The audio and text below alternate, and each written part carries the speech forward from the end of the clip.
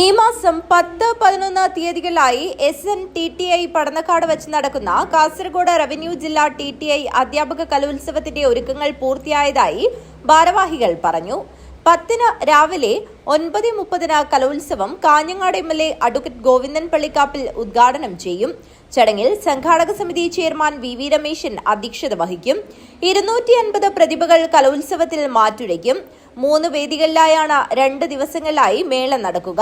10 stage ഇനങ്ങളും 11 of stage ഇനങ്ങളും നടക്കും. 11 വൈകുന്നേരം 4 മണിക്ക് നടക്കുന്ന സമാപന പരിപാടി ജില്ലാ പഞ്ചായത്ത് പ്രസിഡന്റ് സാബു എബ്രഹാം ഉദ്ഘാടനം ചെയ്യും. ചടങ്ങിൽ കാഞ്ഞങ്ങാട് നഗരസഭ വൈസ് ചെയർപേഴ്സൺ ലതാ ബാലകൃഷ്ണൻ അധ്യക്ഷത വഹിക്കും. ജില്ലാ കളക്ടർ അർജുൻ പാണ്ഡ്യൻ വിജയികൾക്ക് സമ്മാനദാനം നിർവഹിക്കും. അധ്യയന വർഷം ആരംഭിച്ചു. പാഠ്യരംഗത്ത് മാത്രമല്ല, പാഠ്യേതര രംഗത്ത് കൂടി വിദ്യാർത്ഥികളെ വളർത്തിയെടുക്കേണ്ട ഉത്തരവാദിത്വം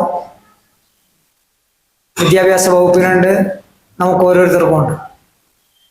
അപ്പോൾ കലാലയങ്ങളിൽ, വിദ്യാലയങ്ങളിൽ ആദ്യമായി എത്തുന്ന കലോത്സവം അധ്യാപക വിദ്യാർത്ഥികൾക്കായിട്ടുള്ള കലോത്സവം. TTI ടീച്ചേഴ്സ് ട്രെയിനിങ് സ്കൂളിലെ നാളത്തെ അധ്യാപകരാകുന്ന വിദ്യാർത്ഥികൾക്കുള്ള കലോത്സവമാണ്. നമ്മുടെ ജില്ലയിൽ ഓഗസ്റ്റ് 10, 11 തീയതികളിൽ പടന്നക്കാട് SNTTI അങ്കണത്തിൽ വെച്ച് നടക്കാൻ വേണ്ടി പോകുന്നു.